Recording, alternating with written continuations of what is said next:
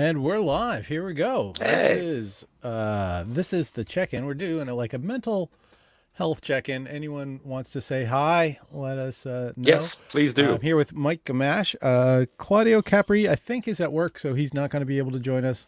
And we're sort of waiting on AJ Young and, of course, his cat Zapp. Hmm. Just to see them pop in would be great. Yeah. That's the full cast right there, Oh, there we go. including There's the Zapp. cat, Yeah, and a beautiful cat he is. that's for sure. Yeah, There we go. Uh, Welcome everybody. How are you doing, Mike? Are you doing okay? I am doing. I'm doing pretty good. Yeah, I'm um just the weight of things has sort of like ebbed and flowed. I've felt it like last week. After the show last week, like on the weekend. I Mm-hmm. was sort of feeling down like this, it's just like seems interminable. But this week, the sun came back, things are looking up a little bit. My wife's got some holiday coming up towards the end of the month. So we're looking at doing maybe a little ski outing. We actually broke out our Christmas presents. We each got a pair of snowshoes for Christmas, and we're looking forward to breaking those in. So Right. I sort of assembled, well, not assembled them because they came fully assembled, but sort of like unpackaged them and set them up, and adjusted bindings and things like that, and checked on the length of the poles. They have these lovely telescopic poles which are for walking. Hey, great. So so we're gonna do that. There's a like we're in the west of the island, and on Ile Bizarre, there are trails that are set up. There are walking trails in the summertime, Mm-hmm. and sort of cross country slash snowshoeing trails in the wintertime. And they're not really like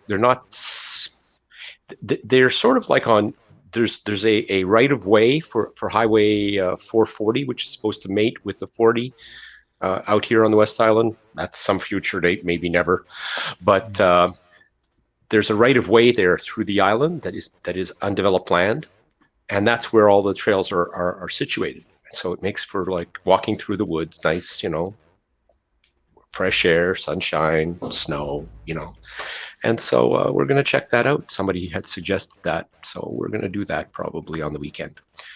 And I'm just sort of like trying to figure out. The clubs are going to be reopening. I'm going to see what's how that fares, how that works out. I'm still sort of cautious with regards to the fact that we're supplying my mother-in-law still with her essentials, and she's living alone at her home, so I have And to she's take triple vax extra. now as She well. is everybody's triple vaxxed. I'm Yeah. triple vaxxed. My wife is triple vaxxed. My parents, both of my parents, are triple vaxxed. Most of my family is triple vaxxed.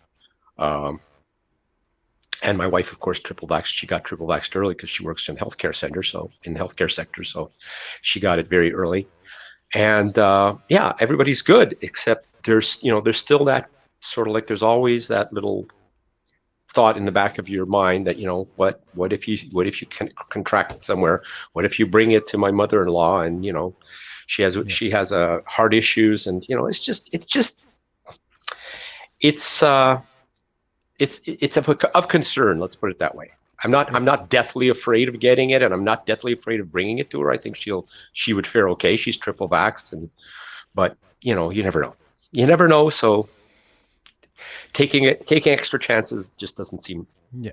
very Mental smart. health professionals are now like Yeah, saying that there's been, a huge uptick of anxiety, of course. uh, type of mental illness. And I mean, living for 2 years under, Mm, like entering our third year of this kind of thing.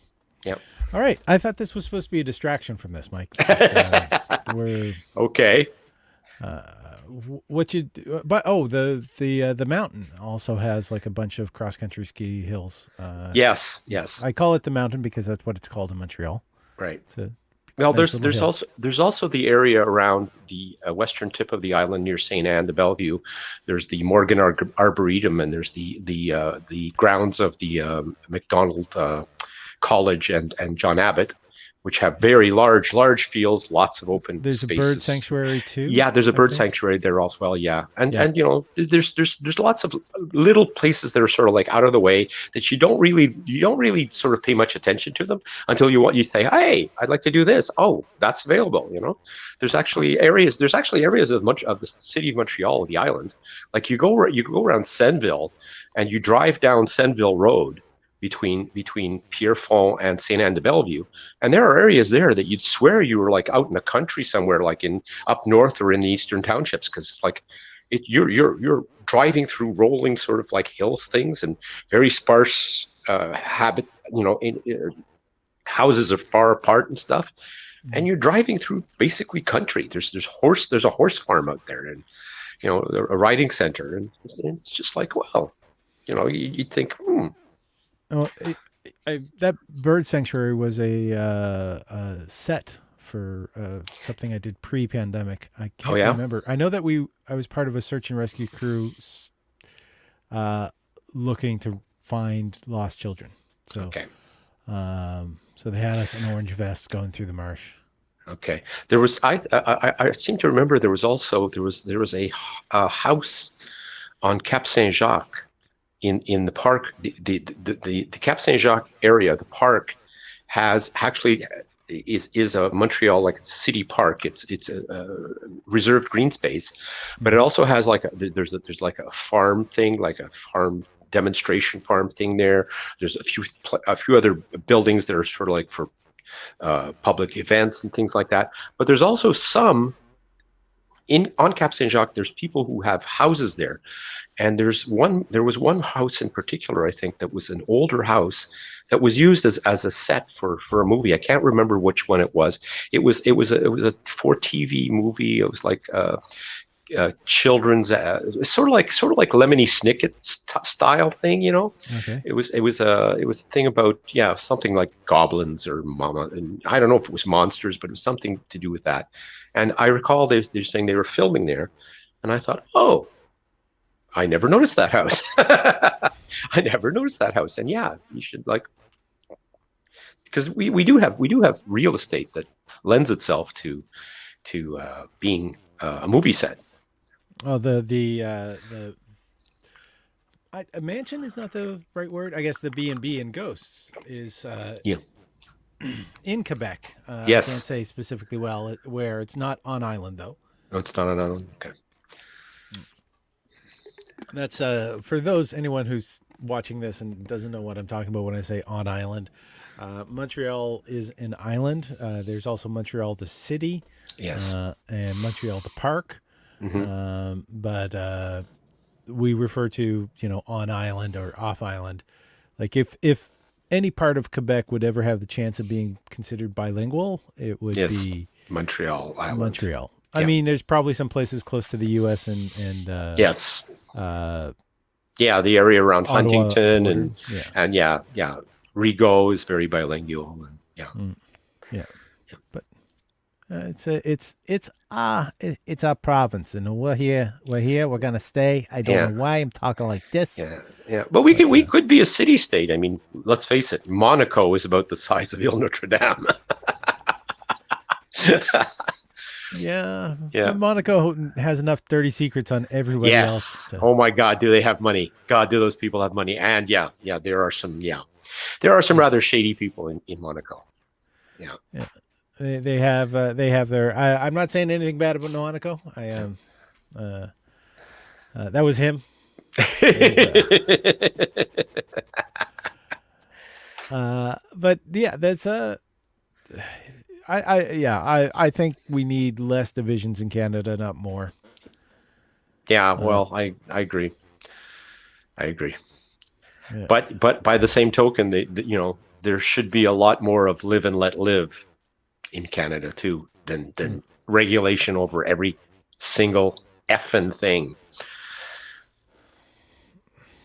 Yeah. Well, And I and don't I'm know. and I'm basically I'm from Francophone stock, and I don't believe in this, supremacy of the French language in Quebec.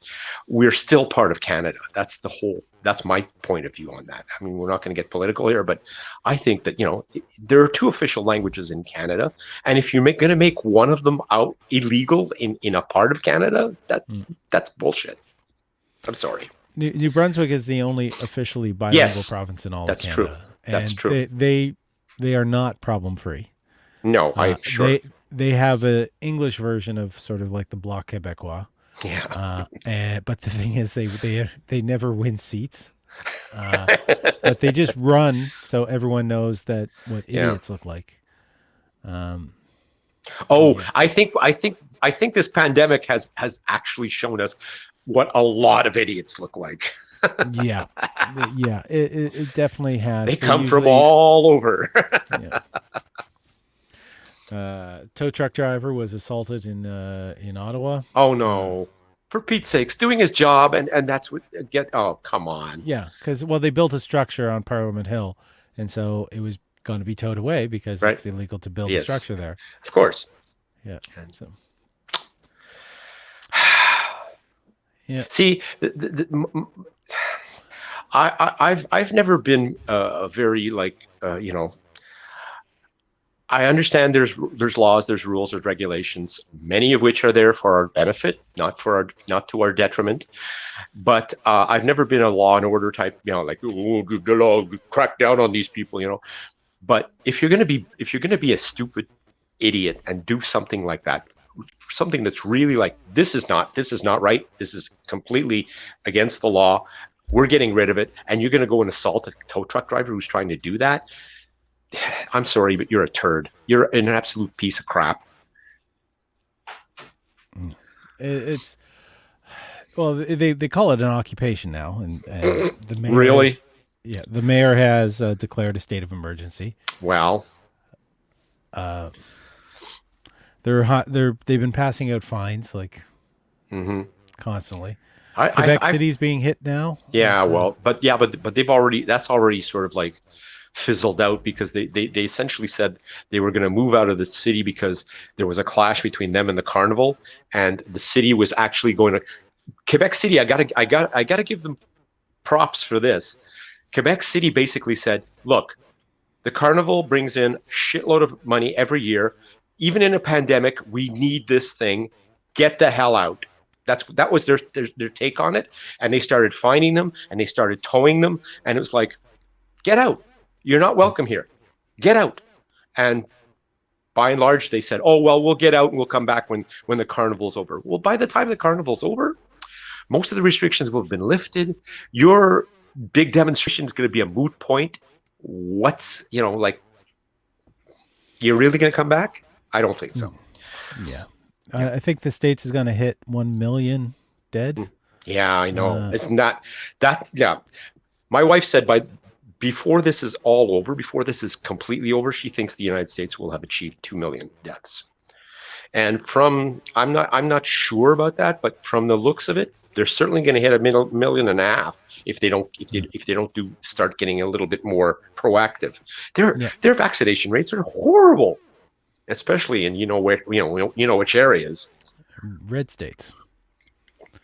Yeah, though I read a good article about the wonderful people in California who are far left and are refusing vaccines. So it's basically, it comes down to governmental distrust. Now, people don't trust the government, and the government has given us good reason not to. Governments are. I've always maintained that governments are a product of the society that they serve. Like, let's face it, governments are made up of people. We elect people to represent us. Some of them represent us well, some of us not so well, some of them not so well. But they are the government. People say, "Oh, you get the governments we deserve," because the governments are the people who we live amongst. They're made up of human beings, people like everyone else. We just put them in office because we trust them to do the right things. Sometimes rightfully so, sometimes not so rightfully so. But we have to come to terms with the fact that every country has its spectrum of political bents, and we have to sort of like acknowledge that you're going to get these wingnuts, one side or the other, wingnuts on either side. It's I think you have to either have the median. Everything is always geared towards the median. It's never, if you try to govern from the extremes, that never works. Mm-hmm. We have places like Italy and Israel to point at that never works. It's just the extreme positions create extreme situations, now the United States, because they're so polarized. But extreme positions yield extreme results, and people who live in under extreme duress of laws, people eventually get pissed off and sick of it and say no, and you can't keep yo-yoing from one extreme to the other. That's the one thing about the United States with the two-party system. It's like yeah, they had some things set up at the beginning that got finished right away. It used to be the vice president was the presidential candidate who lost. Yes. Yeah. Then that was gone by the wayside. Yep. Yeah. There is what was I going to say? AJ is going to be joining us in just a moment. He sent a message that he's coming in. Terrific. I think I was going to blame it on Gordon Gekko. I would blame it on Gordon Gekko, yes. But the thing is, I think he only voiced something that a number of people in politics have been doing for far longer. Of course. Greed is good. Yeah. You got to remember that movie Wall Street came out in the 80s, which was designed the me decade. Yeah. Yeah. So, it's like all about me. It's all about me. What about me? And selfishness, the American right is very fond of Ayn Rand. Is that her name? Ayn Rand? Yep. Exactly. She had this very, very, very, very, very warped view of humanity. She was like, selfishness is a virtue. You really? This is your take on things? Selfishness is a virtue? And ironically, she ended up dying on welfare. So, yeah, that worked out well for her. And there's there's a number of the evangelicals in the U.S. Yeah. Who are, they worship money, kind of. It's a grift. It's a grift. Yeah. The prosperity Bible. Oh my God. There's no such a fucking thing. Jesus said, supposedly Jesus said that it was more difficult for a rich man to get into the kingdom of heaven than to put a camel through the eye of a needle. Well, they're trying to stuff that camel pretty bad, and it's just not going. So, yeah, there's the disparity of wealth in the United States. In many places in the world, the inequality of wealth is staggering and problematic because, eventually like it's sort of like what happened in the Red October Revolution in Russia. People just got fed up with it and said, "Fuck that! Let's kill these buggers." Yeah. And I'm not for violence. I don't think violence is ever an answer to anything. I think violence is the last resort of a losing cause, of a losing argument. But in the Russian situation, where peasants were starving in the streets and the Russian elites were living like kings, and they were kings, but they were living like high on the hog, and I sort of understand somebody saying, "Fuck that," Oh, and meanwhile, we're gonna get AJ joining us, and communism is gonna be back on the front last. Thanks, Mike.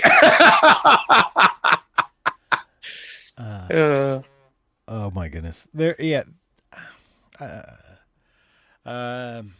Oh, some good news. A friend of Yes. mine got a. There's a new horror comedy show that is being produced in Canada, and he's one of the three main cast members. Oh, excellent. So yeah, very funny. Well, it's actually a circus performer beforehand, Okay. and then he did the Hollywood thing, and they kept on telling him that he was too muscular because he was a fairly built guy. Okay. But the thing is, like, he's also has a very pretty face. And he did the Hollywood thing, came back, or was it New York? No, I think he did New York. Sorry, and then he came back to Canada, and he plays Brutus, which is well, he's a monster, but he's a good-looking monster, and he's there to help. And the title of the show is Astrid and Lily Save the World. So it's two high school girls accidentally open up a portal to a interdimensional plane of monsters, and they're leaking out. So he shows up and says, "Look, I got to help you. You got to close the gate, or else, you know." Oh, so he's a good monster. Yeah. Supposedly, he's a little sarcastic with. Okay, well, there you go. Yeah. There's got to be a twist somewhere, right? Keep it interesting. And he can grow this horn out of his head. Oh, okay. Yeah. That's a special talent. Yeah. Yeah. So he's sort of like a unicorn man. Unicorn man. Yes. Yeah. Women everywhere will be looking for him. Well, yeah, that's The women are always saying, "Oh, a good man is like a unicorn. You can't find one. They don't exist." they let me just see what I can find on the web. Mm-hmm. Is this is in production right now? It's not as yet. I think 2 episodes are out, or possibly 3 are out. Okay. Already. Okay. Where are we? Is it being shot here in town or in Toronto? It's in Toronto. Toronto. Toronto environments. Okay. All right. Oh boy, he has a lot of photos. I want to find one of the old photos of his circus days. Yeah. He used to host a show I produced for a good little while. That sort of got him into the hosting. All right, this is not as big as he was. Let me see if I can.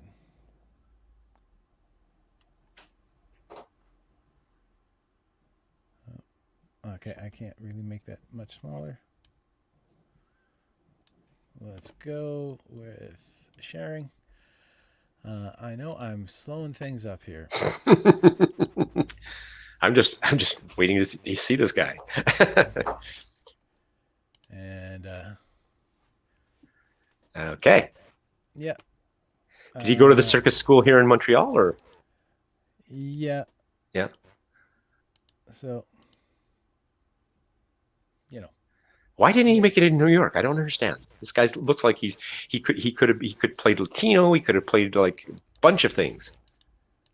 Well, they told him he was too muscular. They told him he was too muscly. Yeah. Okay, that's really ridiculous. This is you get a better idea how muscular he was. Okay. That's at the Wiggle Room. Yeah.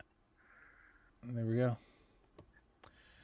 But yeah, he had a little bit of a back injury, and that's what brought him into live performance. Okay, I'm having some audio problem. Let me click out and click back in. Okay, well. Hi AJ. He just got here in time for me to click out.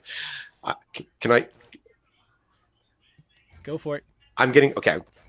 All right, there. We are. How you Glad doing, I could pick AJ? up the ball. I'm good. I'm doing okay. Woke up a bit late though, but okay.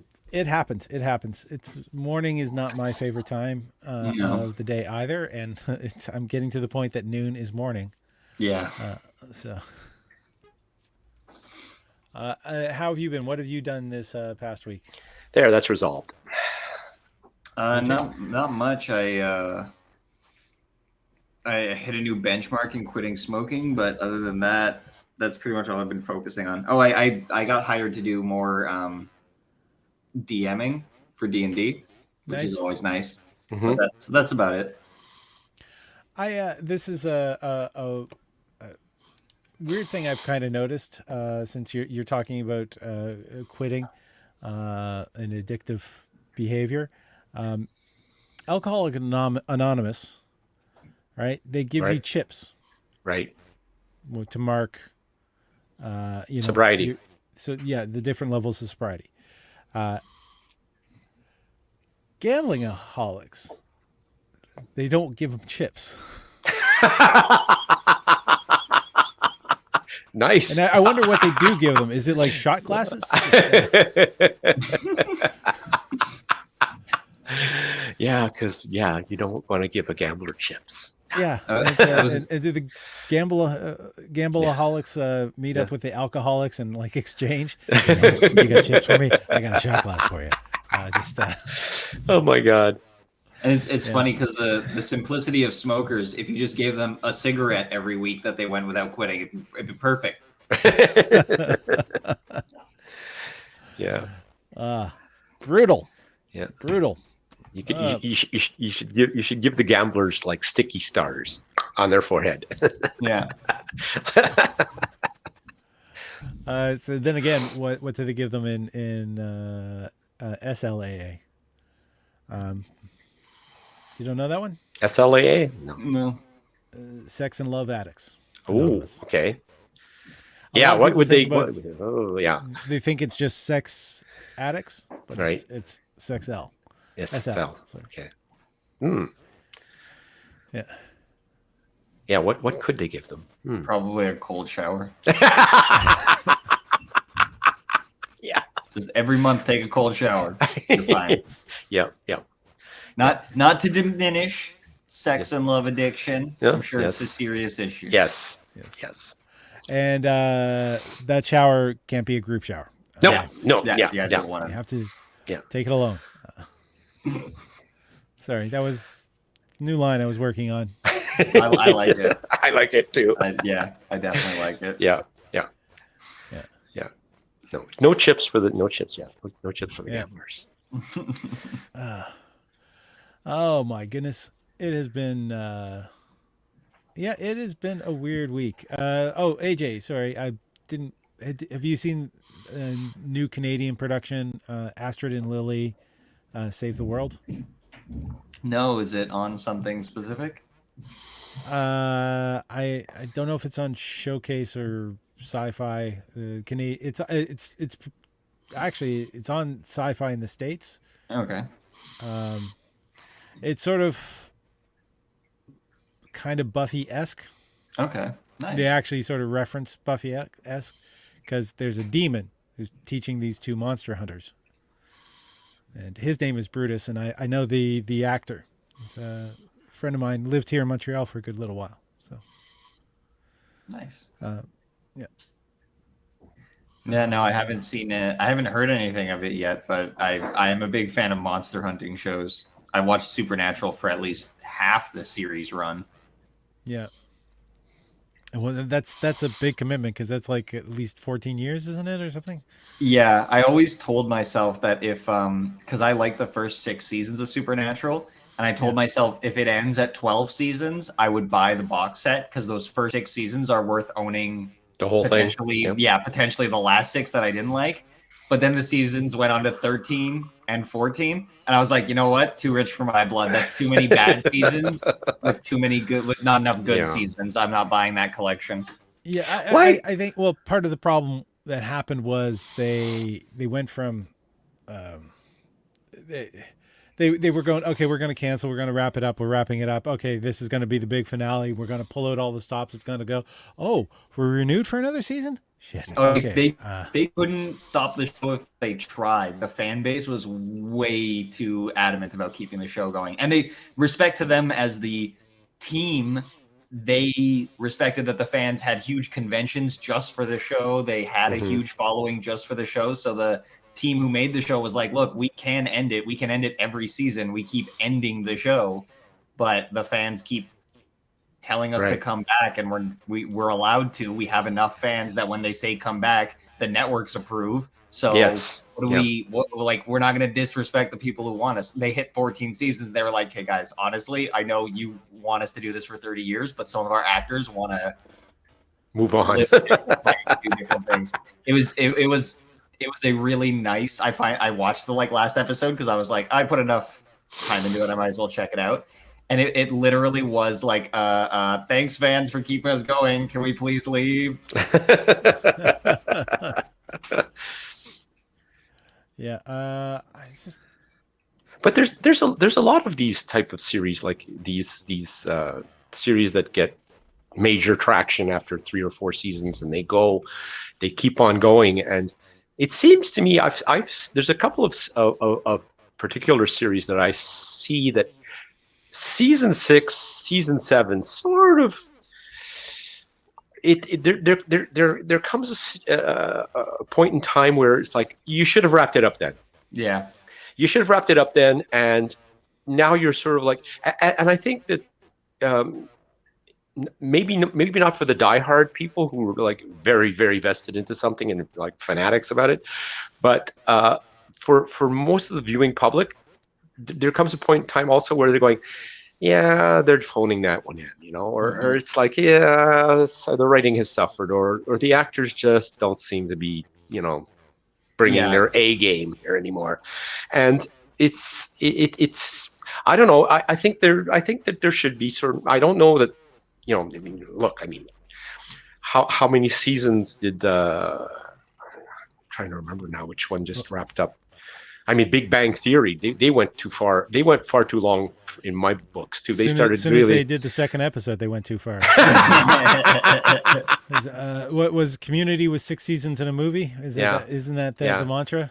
Yeah. Well, you see, there you go, 6 seasons. 6 seasons, and then you sort of like, well, yeah, we've touched on everything, and The Office was the same thing. It's like after a certain while. Well, The Office, they also, they were sort of like mirroring the British version, and I think the British version was only like 3 or 4 seasons, right? Not only was it 3 seasons, but it was 3 seasons at like 4 to 5 episodes each, and the last season was like a 40-minute special.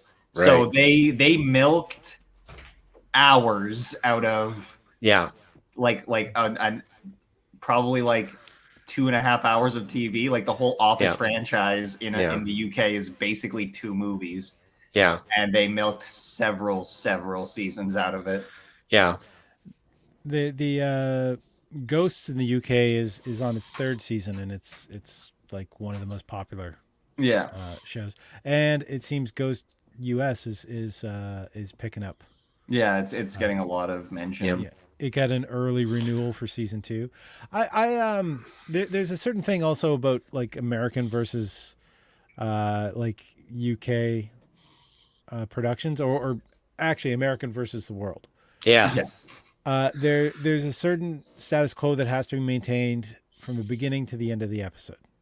So even if there's an arc in the episode, you end up where it was, so people can watch them in any order. It doesn't make a difference.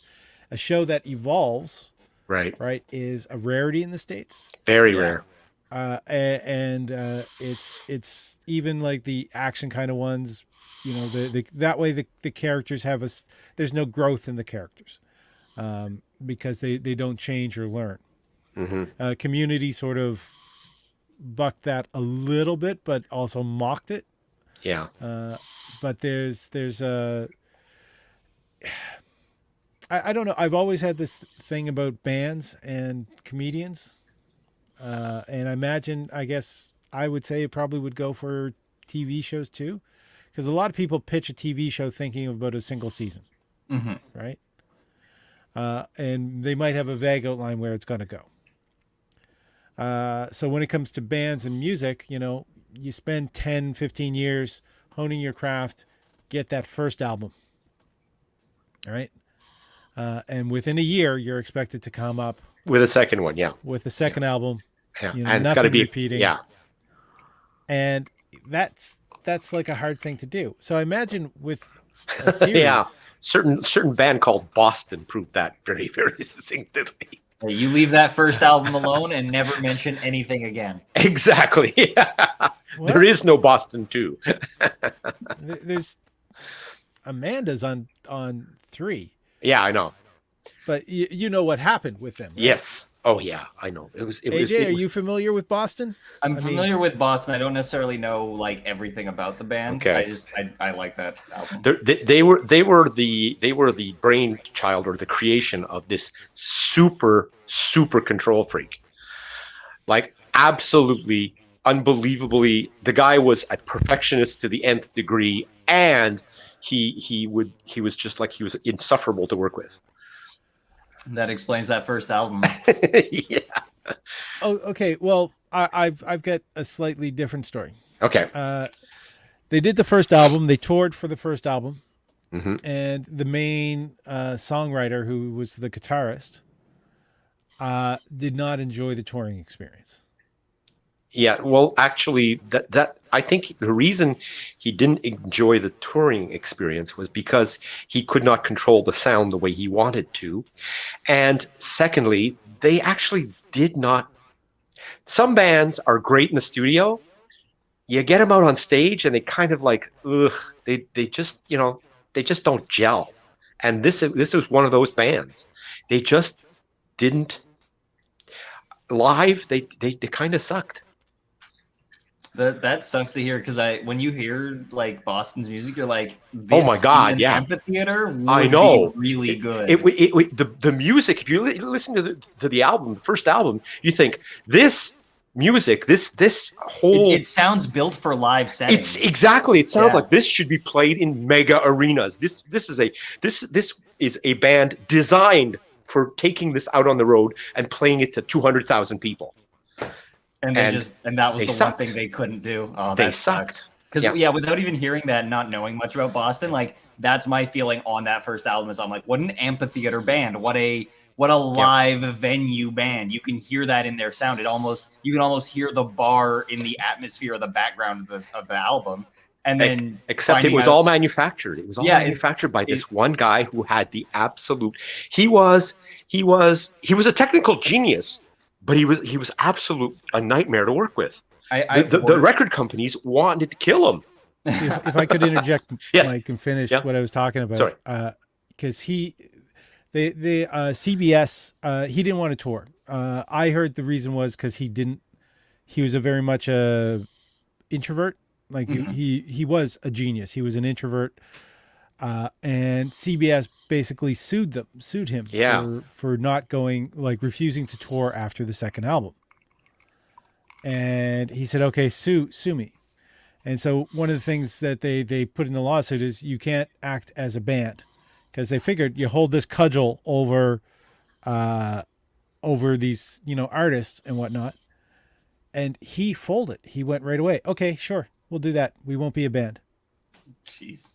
And the reason he was able to do that is he has a doctorate from MIT. He is the person working for Polaroid who created the one-step camera. He is. He also has gone on. He had options. Yeah, and he also paid the other guys. Yeah, like kept them okay. Like they didn't fall into poverty or anything. Mm-hmm. They still would jam in and around Boston for years until like the moratorium on them being a band ended, and that's when they came out with the third album.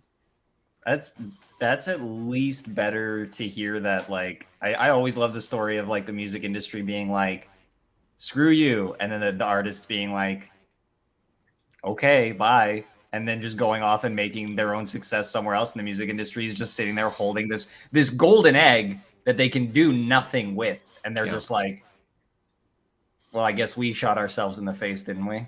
Well, yeah, and the story I recall behind the second album is that Tom Schultz they were fighting with Tom Schultz, the songwriter and the guitarist and the technician, and he was actually holding out as long as he could before releasing the album to the company, but it took years. Like I think between their first album and their second album, if I'm not mistaken, it was like 6 or 7 years. And it was a battle of like Paul said, this guy had deep pockets. He could give a shit about what CBS wanted or what they felt they were owed. He thought they owed them nothing. It was like we've got this product, we're willing to let you have it, but we're not willing to let you have it at any cost. So yeah, that's the struggle of like creating an artistic enterprise and then having someone else come in and be like, well, we can shill it out for you for our back end, and you're just like, I'm just making art here. I'm just trying my best. Yeah. I mean, and he was like, I don't know if you've ever heard of the PB amp. Yes. Yeah. So it's a smallish amp, not PV, PB. PB. Mm-hmm. Yeah. Do you know why it's called a PB amp? I feel like I used to know back in the day. Okay. I used to know a lot about music tech. Yeah. Well, he created it, and it's called PB because it's the size of a peanut butter sandwich. Ah. Oh my god, I did know that. Yeah. Yeah. Oh, it's been a long time since I thought of that. There's a Canadian band I actually went through a similar thing, and anyone who's familiar with me would know I'd probably mention it. Sloan. Yes, Sloan. Yeah. I do know Sloan. Yeah, Sloan had the #1 college hit right around the same time. Nirvana was releasing their second album or so mid 90s, and so they got signed by Geffen Records, and then there was like a gold rush for East Coast sound because it was basically the grunge sound with harmony. That's what everybody wanted. Thing is, they get signed to Geffen Records. Geffen Records said, "Okay, cool. Who's your lead singer, so we can put his picture front on all the merchandise?" And he says, "Well, I sing on those tracks. He sings on those tracks. Well, who's the lead guitarist? Well, that guy plays lead for those tracks. I play lead for those tracks, and Andrew comes off the drums. So this is not formula enough for the music industry. Of course not. Exactly. They had difficulty marketing them because they couldn't put one face forward. Oh Jesus! And they had signed a 5-album deal, and I think they got out after 2 or 3, and they were supposed to not be a band for a little bit or whatever, but then the label said no hard feelings, whatever, go. And then they formed their own record label and put out a bunch of other albums, and I think they got distributed by Geffen, but it gave them more control over their image. Yeah.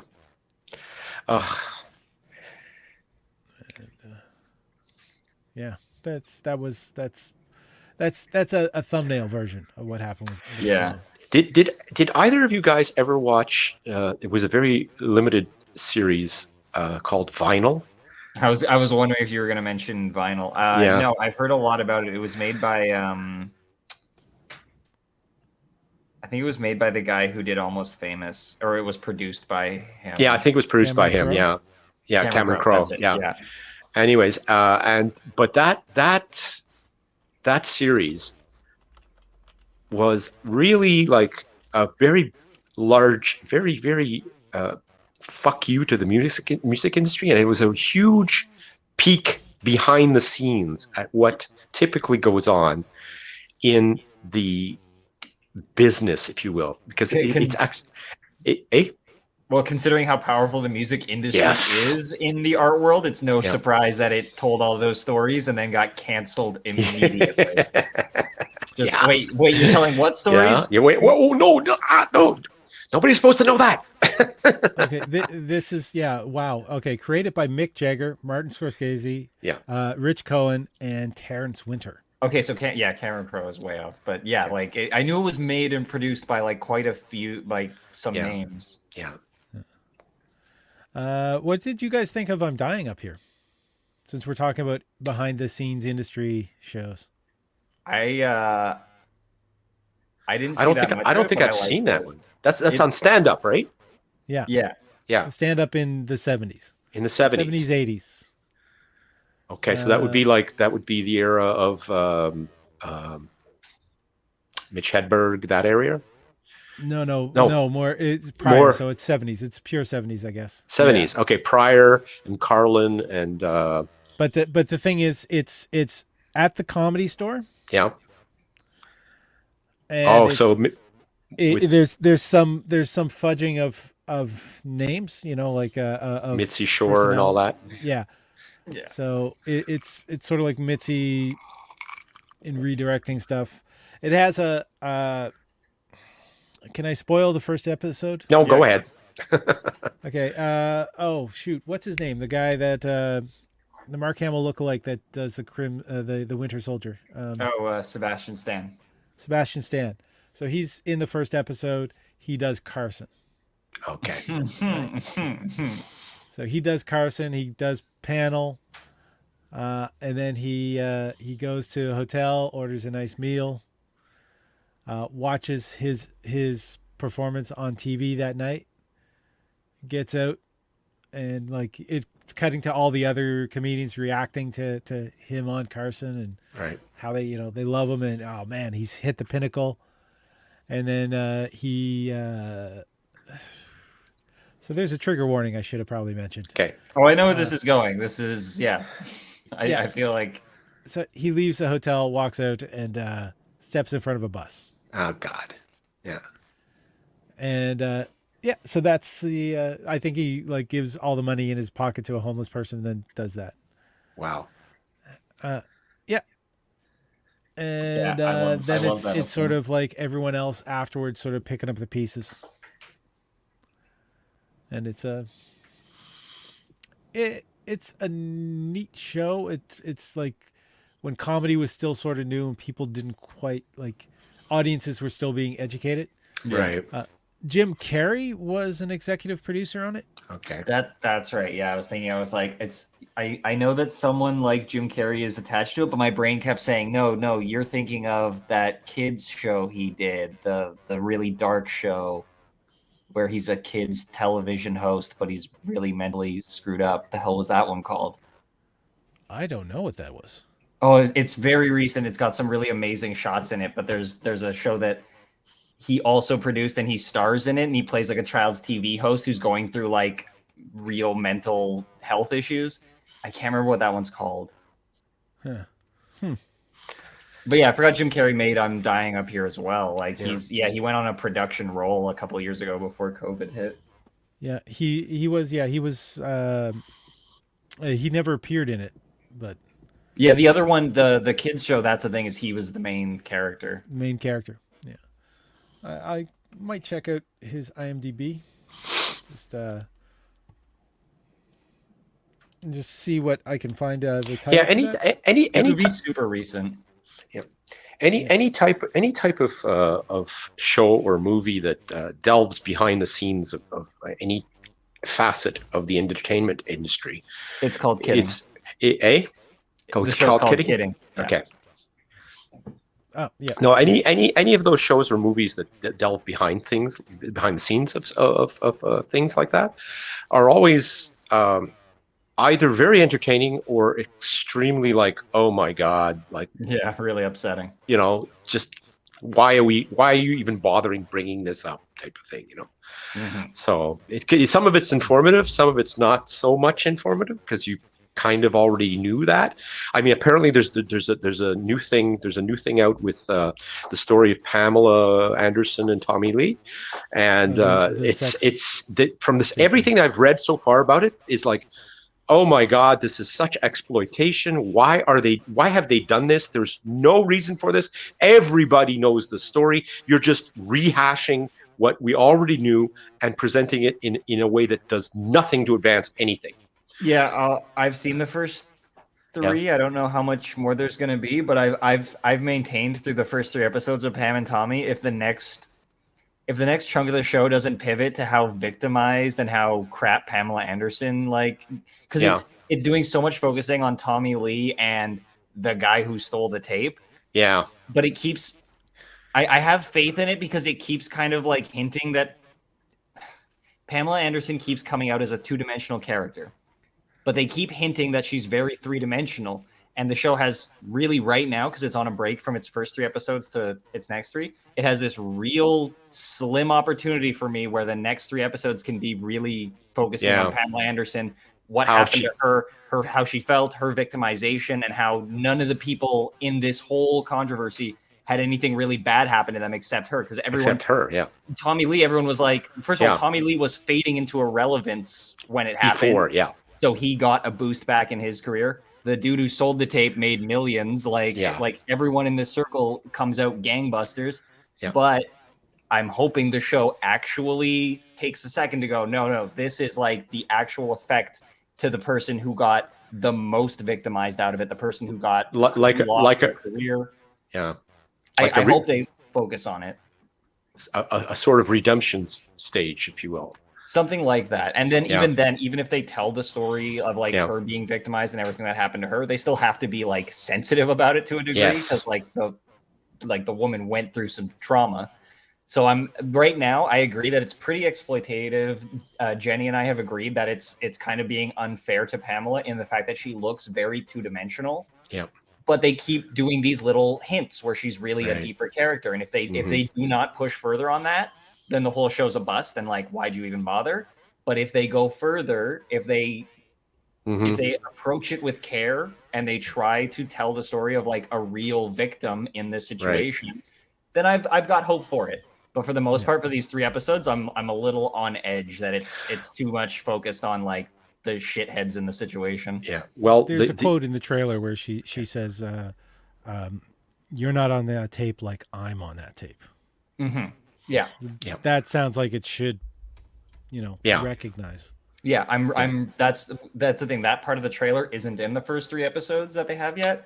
So I'm really hoping that they at least give Pamela Anderson her due. They respect her. They recognize that like everyone else got all kinds of dope shit out of doing this except poor Pamela Anderson, who was in the middle of a career rise, was trying to make something of herself.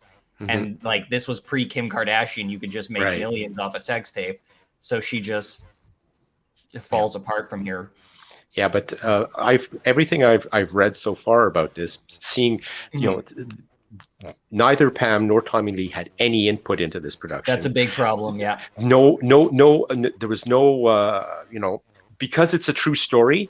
Apparently, there was no need for the producers to have their permission to do this thing. It's kind of the unfortunate part of it being a news story. This is a news story, and we're just and essentially what they're doing is they're rehashing everything, but they're doing it like they're doing a series out of it. Rather than having the thing evolve over several years, as the case really did. You're getting a 6 1-hour special for the whole story, and it's very. It's yellow journalism, is what it is. It's very, very distasteful. Every time the episode ends and it says based on an article from like the New York Times, you're like, that's not a lot of material to be drawing from. And it's a second victimization of them.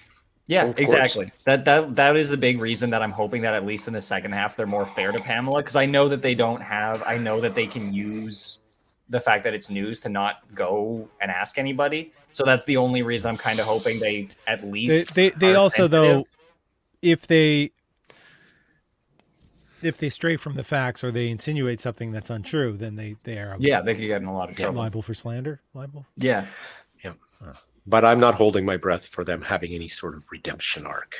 That's the thing, is like I'm one of the biggest reasons I'm watching it is because I'm actually a huge fan of Sebastian Stan. I love his work. I love seeing him pop up in things, and he's a really great Tommy Lee. So a lot of my viewership is coming from the fact that I'll just watch anything with Sebastian Stan in it. As soon as you said he's in the first episode of I'm Dying Up Here, I'm like, well, I guess I'm checking that out now. All right, we're coming up on an hour. What are you guys looking forward to in the near future? Comedy clubs are reopening. Say Marchish. I'm anxious and optimistic about that, but again, I will wait to see how that all unfolds. Yeah, I'm looking forward to doing some more shows. I might have a whole bunch of new stuff to try out, so I'm very excited to get up there and bomb a couple times before I figure it all out. But it'll be fun. Yeah. All right. There's our goals. We're going to be probably doing some writing that we won't broadcast, but Yeah, for sure. hanging out, seeing what happens, and getting the good done, if that makes sense. Does that make sense? Makes sense to me. Okay. All right. I'm Paul Ash. With me is AJ Young and Mike Gamache. This has been The Check-In Show, episode 51? 52. 52. 52. Is it 52? Yep. Last week was 51. Oh, there we go. All right. Is this your third episode, AJ? I think so. Yeah. I think All so. right. There we are. Showing up late to work on the third day. Jeez. Yeah. That's what I do. What are we gonna do? All right. Yeah, but he pulled his weight. He pulled his weight. So he pulled his weight. He definitely pulled it out for us. No, that just sounds wrong. no, pulled it The out. No, it's internet, not. he pulled it out. I do that. I do that off stream. There was a I don't know. You could be pulling it out right now. That's why you looked down just a moment ago. There is Ghost has this running joke that they've been doing. That if somebody actually ascends to the afterlife, Right. like past being Right. forced to haunt, they get called sucked off. Right? And so the 190s ghost is don't tell them, don't tell them. And in the last episode that aired before they're doing the break because of like football and Right. Yeah. other stuff happening in the States. So it comes back on January 24th. But the last one, somebody went to hell. Ooh. And the first exclamation was, "Oh my God, he went down on us." Okay. Perfect. Lovely. So The censors never saw it coming. I guess the head was in the way. Yeah. But it's a fun show. Like I like it. So hope more people watch it. Yeah. So take care, everyone. Yes, everyone, be well. Stay safe. See you in In a week.